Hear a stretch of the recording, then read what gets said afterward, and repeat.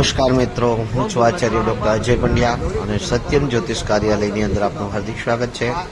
મિત્રો, પવિત્ર ચૈત્ર માસની અંદર મેં 27 યજ્ઞોના આચાર્ય તરીકે સ્થાન પ્રાપ્ત કર્યું. એ બદલ ઈશ્વરનો આભારી છું.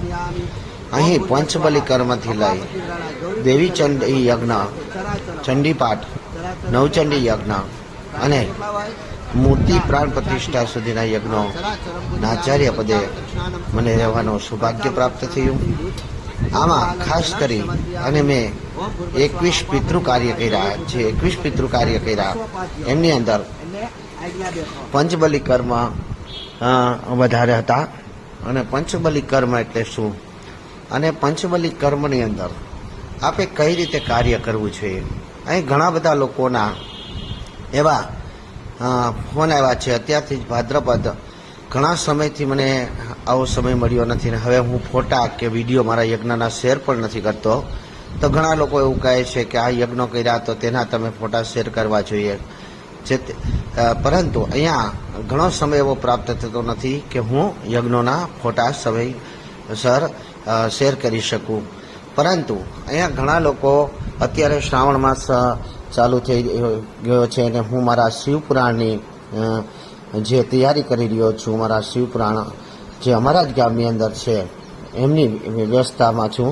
છતાં પણ એટલે કે ભાદ્રપદના મુહૂર્ત મેં આપી દીધા છે અને ભાદ્રપદના મુહૂર્ત લેવા માટે હજી પણ ઘણા લોકો તત્પર છે. તો પિતૃ કાર્ય કરાવવા માટે લોકો જે તૈયાર થાય છે એમાં તો પહેલાં તો પિતૃ કાર્ય એટલે શું, પિતૃ કાર્ય કોને કહેવામાં આવે છે અને પિતૃ કાર્ય એટલે પિતૃ માટેનું કાર્ય છે. પૂર્વજ એટલે શું એ સમજવું જોઈએ. અહીંયા ઘણા બધાની જે મેં પ્રશ્નકુંડળીઓ બનાવી એ પ્રશ્નકુંડળીને આગળ જો પિતૃ દોષ આવતું હોય તો ઘણા લોકો એવો પ્રશ્ન કરે છે અમને કે દાદા આપ જે કહો છો એ પ્રમાણે અમે બધું કરવા તૈયાર છીએ. જોકે મેં કોઈને કાંઈ યજ્ઞ કરવાની સલાહ આપતો જ નથી. હું મારી પાસે એક એવો રસ્તો છે કે જેનાથી કરીને જો કોઈને પૂર્વજો કોઈ પણ રીતે પરેશાન કરતા હોય, કોઈ પણ રીતે પૂર્વજોની એની પાસે અપેક્ષાઓ હોય તો એ પોતે એક કર્મ કરવાથી એના સપનામાં આવી અથવા તો એના પરિવારમાંથી કોઈના સપનામાં આવી કે કોઈ બ્રહ્મ કરાવી પ્રત્યક્ષ મળી અને કાર્ય કરે છે અને પછી જ તેને એવું લખી દઉં છું કે આપ આપના ભૂદેવોની સલાહ લેવી. તો અહીંયા ઘણા બધા એવા સવાલ આવે છે કે દાદા આપ કહો છો કે પિતૃદોષ છે, તો પિતૃદોષ જે છે એ પિતૃદોષમાંથી મુક્તિ મેળવવા માટે અમારે તમે કયો એ કરવા તૈયાર છો. જો શબ્દો સાંભળજો. પરંતુ જો અમારું પિતૃ સારું કરે તો અમને એટલા વર્ષથી આ દુખાવો છે તો એ મટી જાય, તો અમારા છોકરાની સગાઈ થઈ જાય, તો અમારી દીકરીની સગાઈ થઈ જાય, તો અમારે ત્યાં પુત્ર પુત્રાદિની પ્રાપ્તિ થાય તો આવા અનેક પ્રશ્નો જે કરે છે તે સદંતર ખોટા છે. કારણ કે તે લોકો ખરેખર તો પિતૃઓને સમજતા નથી. પિતૃ એટલે શું અને પિતૃદોષ એટલે શું. તો પિતૃદોષ એટલે પિતૃઓનો દોષ છે. તમારી પહેલાં તમારા પરિવારના સભ્યો મૃત્યુ પામી ગયા છે એનો દોષ, નહીં કે તમારો. અહીંયા એના દોષમાંથી જે રીતે તમે એની સંપત્તિ લીધી છે, તમે એનો વારસો લીધો છે, એવી જ રીતે એને જે પગના તળિયાથી માંડીને માથાના વાળ સુધી જે પાપ કર્યા હોય એ પાપનું પ્રાયશ્ચિત પણ તમારે જ કરવું પડે. આ પાપનું પ્રાયશ્ચિત કરવા માટે જે તમે કાર્ય કરો છો એને પિતૃવતી કરેલું કાર્ય કરવામાં આવે છે, એટલે પૂર્વજવતી. હવે જે જીવાત્મા મૃત્યુ પામી ગયો છે અને એ જીવાત્મા પાસે કશું જ નથી તો એ તમને શું આપી શકવાનો છે.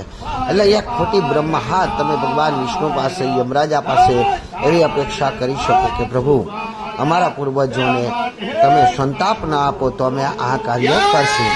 અને વિષ્ણુ ભગવાન પાસે પણ એવી પ્રાર્થના કરી શકો કે હે પ્રભુ તમે અમારા પૂર્વજોને યમલોકમાંથી મુક્ત કરાવો. તો આને કહેવાય છે પિતૃ કાર્ય અને પિતૃ માટેનું કાર્ય. તો આ જે કાર્ય જે છે એ કરવાથી દરેક જીવાત્માઓને સદગતિ પ્રાપ્ત થાય છે અને એ જીવાત્માઓને સદગતિ થતાં એની મુક્તિ થતાં એનું ફરીથી કોઈ શ્રેષ્ઠ જગ્યા પર જન્મ મળી જાય છે અને શ્રેષ્ઠ જગ્યા પર એને જન્મ મળી જવાથી એ જીવાત્માની સારી ગતિ થાય છે અને એની ગતિ થઈ ગઈ. જ્યારે એક ડાઘ આપણી પાસે હોય, એક ખરાબો આપણી પાસે હોય, એને હટાવી નાખો તો એની દુર્ગંધ આવતી નથી. એમ તમારા પૂર્વજોની જ્યારે મુક્તિ થઈ જાય છે ત્યાર પછી એ કોઈ પણ રીતે તમારી પાસે અપેક્ષા રાખતો નથી અને અપેક્ષા ન રાખવાને કારણે તમને કોઈ પણ પ્રકારનું દુઃખ થતું નથી. પરંતુ અહીં દ્રષ્ટિનો દોષ પણ લાગુ પડે છે, એટલે દ્રષ્ટિનો દોષ તમારી પર ન લાગુ પડે અને તમે પિતૃદોષમાંથી મુક્ત થાવ. અહીંયા પિતૃદોષમાંથી મુક્ત થવું એવો શબ્દ વપરાય છે, પરંતુ પિતૃ કાર્ય પરફેક્ટલી કરવું જોઈએ. પિતૃ કાર્ય કરવા અનુસાર જે પદ્ધતિ આપેલી છે એ પદ્ધતિ અનુસાર કરવું જોઈએ. પ્રેત બલિ કઈ અલગ વસ્તુ છે, નાગ બલિ કઈ અલગ વસ્તુ છે, ભૂત બલિ કઈ અલગ વસ્તુ છે, કાગ બલિ કંઈક અલગ વસ્તુ છે અને નારાયણ બલિ કંઈક અલગ વસ્તુ છે. જે લોકોના પરિવારની અંદર કુંવારા લોકોનું મૃત્યુ થયું હોય અથવા તો લગ્ન ઈચ્છુક વ્યક્તિનું મૃત્યુ થયું હોય તો એને આની અંદર નીલોદ્રાસ શ્રાદ્ધ પણ કરવું જોઈએ. આ ચૈત્ર મહિનામાં મારે 5 નીલોદ્રાસ શ્રાદ્ધ પણ હતા, તો એ નારાયણ બલિની સાથે થાય છે. નારાયણ બલિ એટલે પિતૃ કાર્ય નથી. તમે જે પ્રથમ જે કાર્ય કરો છો, પ્રેત બલિ, ભૂત બલિ, કાગ બલિ, નાગ બલિ અને નીલોદ્રાસ શ્રાદ્ધ કરો છો અને એની પાછળ નારાયણ બલિ કરો છો, એટલે નારાયણના ચરણોમાં એ જીવાત્માના પાપોને અર્પણ કરી અને ભગવાન વિષ્ણુ પાસે પ્રાર્થના કરીને કહે છે કે અમારા પૂર્વજોના પાપોને નષ્ટ કરો.